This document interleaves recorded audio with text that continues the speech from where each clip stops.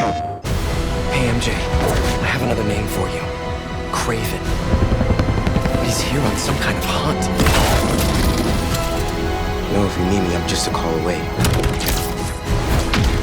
What the hell's going on with Pete? He's not himself. This was our dream.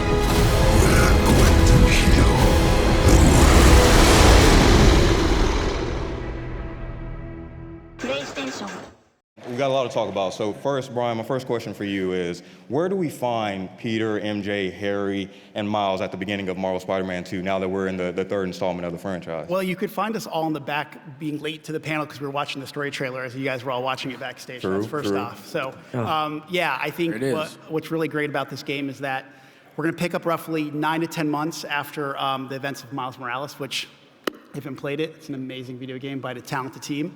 And what's really great is we kind of have Pete and Miles. They're a well-oiled machine. They're a great team. They lean on each other. They really support each other, and they're really protecting the city. But at the same time, there's a lot of things going on in their life outside the mask. Miles is applying to college and trying to figure out how to write his college essay. And you have Pete starting his teaching career. And then you have MJ, who is still at the Bugle, but under a new leadership with the return of J. Jonah Jameson at the Daily Bugle. Damn, all right. And then Bill, so my next question is for you. So can you talk about the dynamic of these characters and how, working with Insomniac, they're keeping the authenticity of the DNA of the core of these characters while still making it their own? Together, working all together, we're all one team. We all love the characters. Our goal is to make something that you love, that when you play it, you say, this was made by fans for fans. Oh, yeah. And John, my next question is for you. With the new villains that we've seen in this game, confirmed villains with Kraven, Venom, and Lizard, can you talk narratively why you felt those choices for those villains were important? For us, it really started with Kraven. He's our catalyst for the story, right? Like before the game starts, he's halfway around the world being Kraven, hunting, trying to find the ultimate prey. And he watched from afar as the events of the first two games occurred. And he decided, you know what? There's a lot of stuff going on in New York City. That might be my new hunting ground. So, like I said, Kraven's a catalyst for everything happening. When he comes to New York City, a lot of things start going wrong. We have Lizard coming out. We have the symbiote coming out. And as you saw briefly in that trailer, Miles is forced to come face to face with Mr. Negative, the guy who killed his dad. So there's a lot of drama that's happening in this game. Absolutely. And Jacinda, my next question for you. So I think one of the things fans really appreciate about both of the games is just the environment, just the lived-in cities, that it feels like a character in its own. So can you talk about how you elevated that with this new game, especially with the PS5 technology and the new locations that we'll see, like with Coney Island and Queens and stuff like that? Totally, yeah. We're super excited to finally be able to bring Brooklyn and Queens to our fans. Obviously, Miles is from Brooklyn. Peter is from Queens. Not only does it increase the gameplay space, so there's a lot more places for you to swing to, but it also has some really cool, obviously, Marvel landmarks, as well as New York landmarks. For example, I know in Queens, everybody has wanted to visit Aunt May's house and perhaps see where Peter lives. I know a lot of fans had wanted to interact with that space, so just being able to walk in and see where he lives is incredible. Oh, and there's a picture of Aunt May's house. The other thing that's really cool is it's introducing a lot of cool landmarks like the East River. So as you could see in our gameplay trailer that we produced a while back, you can now chase the lizards on the East River, which is awesome. And personally, for me, I just love seeing the Brooklyn Bridge, the Williamsburg Bridge, and being able to just swing across the water. It's an incredible experience. And Ryan, my next question for you, just following up with the new locations, can you talk about how the new traversal techniques that we are implementing in this game affected what your approach to this and how you elevated it? Sure. I mean, one of the interesting things with Brooklyn and Queens is you're not always surrounded by skyscrapers anymore. And so we thought, what's a really great opportunity? Something we've seen on comic book covers, we've seen it in the movies, we can add the web wings.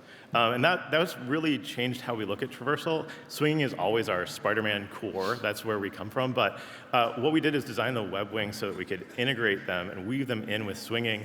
You gain height and you build speed between swinging and the web wings, and you go back and forth and really kind of weave your way through the city. It's really fun. In Brooklyn and Queens, there are some lower spaces, there are some new spaces, but you have to get between Manhattan and the other boroughs by crossing the river. So that's another opportunity where we could really, we added these things called jet streams or wind tunnels. You really build speed there, and they just shoot you right along when you're on the web wings. It's really fun, and it's one of the chances for us to really push the power of the PS5 there and like hit a level of speed that we hadn't had in the previous game. It's really added a new dimension to what we can do with traversal. We see Mr. Negative in this trailer. So can you just briefly talk a little bit about how he's still coping with the effects of his game and dealing with the loss of his father? Man, well, y'all seen Miles' trajectory, and just with everything that he's been through with his family and his friends, and just getting into this new world that he's, being introduced to. But he's now owning this power. But coming back to Martin Lee, man, that was something big. I didn't think that we would revisit that because we had a lot of emotions on set. And my last question, because we touched on it as well, but his powers and his abilities, how is he really, we see them evolving, and we see him, he has a couple new abilities, so how is he really coming into his own with that, with his abilities? Oh, we got some stuff coming for y'all. Y'all get ready. October 20th, you're gonna be surprised, you're gonna be shocked, you're gonna be on your feet. You're gonna be screaming, you're gonna be crying, you're gonna be laughing.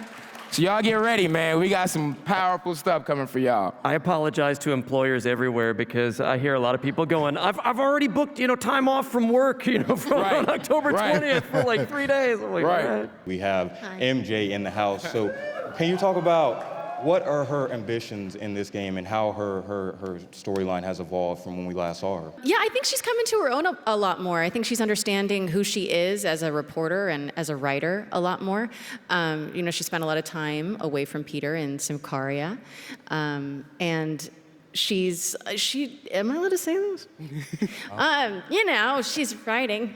There's a reason why we wanted Yuri, Laura, and Nadji all here, because they are a team. They are, they complement each other really well, not just what's going on in the superhero world, but what's happening in their lives. And I think that's why, even when we're shooting our scenes, we're all kind of working together as a team, figuring out how do we put this game together. And I know we couldn't be working with better people. Like, I love these people. They're awesome. So I love you too, man. We love you more, bro. They're the best. Come on, man. There's somebody else that we can't forget about on this panel. That is the Venom of the Venom. Tony Todd. It is truly an honor to have you on this panel right now. Let's and all of a sudden, I get a call from Insomniac to test drive Venom. And I got to say, it's been the most exciting voiceover journey that I've had to date. Yeah. Wow. Bryan, can you just talk about the casting of this? I know is there a story or something along how this happened? Oh yeah. So I remember we cast a lot of the characters pretty quickly. Like, obviously we had Miles, Peter, MJ, and then early we actually, like, right before COVID, I think we cast Kraven, and I knew I was putting off Venom. I was just putting it off. I was like, I know there's already there's gonna be so many opinions, what people, and I know I was scared to death. And I remember Patrick, our dialogue lead, was asking me, like, what are you looking for? And I said, I don't know. And then I remember just happened to be on the internet one day, and I was listening to one of I think it was the Candyman, the new Candyman trailer, and I heard Tony, and I was like, hey, if you could get like a Tony Todd, that would be the one. And then a couple weeks go by, I don't think anything about it, and Patrick messages me and goes, you're not gonna believe this. Tony Todd's interested. And I remember he sent a real quick tape in, and it was like, sorry, Tony, it was really bad, like, audio quality, but it took like 3 lines, and I was like, that's it. Please hire him. Please, whatever he wants, give it to him. And I think you all know, based on what you heard, it's he's incredible. We have a wonderful, there's 4 of us here from Insomniac, but we have so many Insomniacs who are putting so much work into this game. And I just want to say, if they're somehow listening to this, somehow, thank you for all the work that you guys are putting into it right now. It's incredible. The work they're doing to finish this up is just, I call Insomniac my second family because we just put so much into this. And you can imagine when you're in your family, everybody has opinions, right? Yep. And I think it's probably the only decision I've ever made being a creative director in 10 years where I just said, Tony Todd is going to be Venom, and everybody said yes. So, Can you just talk a little bit about Venom's motivations and his personality in this, and why is he so important to the narrative of this game? Well, yeah, I mean, Venom is a symbiote, right? And I think the thing that a lot of symbiote stories have in common, and the reason why I think we connect with them really well, is that it's a simple human story. We all have a darkness inside of us. And then you put the symbiote on top of that. It really brings out the dark parts of what Spider-Man is about, power and responsibility. You heard Yuri talk about it a couple minutes ago. And what happens in the story is that sense of responsibility starts to go away. It's really interesting when you bring the symbiote into these relationships, how it really challenges them, not just externally, because there's cool powers. Ryan was talking about having that control in your hand. Oh my God, it's amazing. But the people you love around you. Tony, I'm coming back to you. Can you talk about your approach to bringing the voice of it to life and how you approached it? For me, Venom was fun to do, and I wanted to make sure that there was a joyous quality in his destruction. I'm glad it was fun for you because it scared the hell out of us. Always fun to me. Yeah, it'd be funny when we were in the recording booth because we would record separately when we were doing gamelay dialogue, and every once in a while, Tony, you would come and play in our headphones before a line, and it was like, oh God. I wouldn't expect it, and it was terrifying. And Bryan, I'll come back to you real quick. What was that like when you heard Tony voice his lines for the first time officially, and what was your initial reaction? Well, first relief, because I was like, okay, we made the right choice for sure. And I think then just general excitement. And I think Tony is so talented that, sometimes depending on, we have so many different characters or so many different actors, sometimes we're, depending on what the role calls for, are we going to, adjust the way that they do the line, and you just let Tony be Tony and you get magic. It was like a gift come true to be able to cement myself in the whole voiceover family and world and meet new friends and conquests, and I'm still pinching myself because I'm a gamer, and I'm telling you, I can't wait for this monumental masterpiece to drop. That's right. Sizzle. I'd be remiss if I didn't ask you, can you do the iconic "We Are Venom" line for everybody in the crowd? Oh, Lord. Bring us all out. Which do you want? No, okay. We are Venom.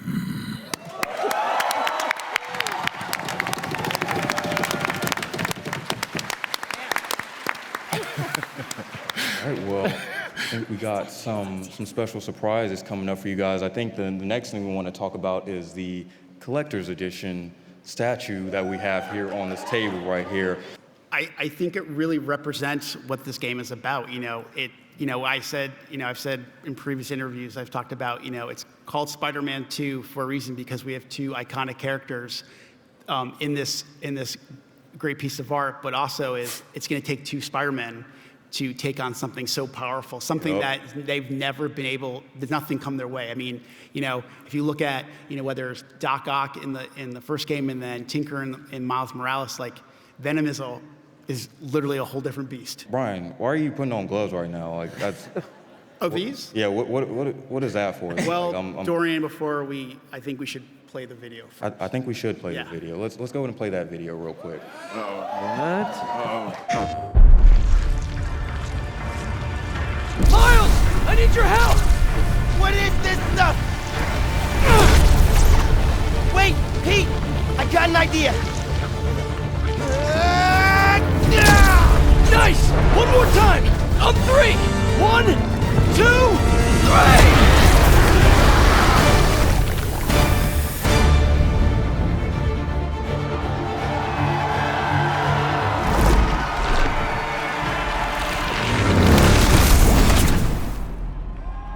What?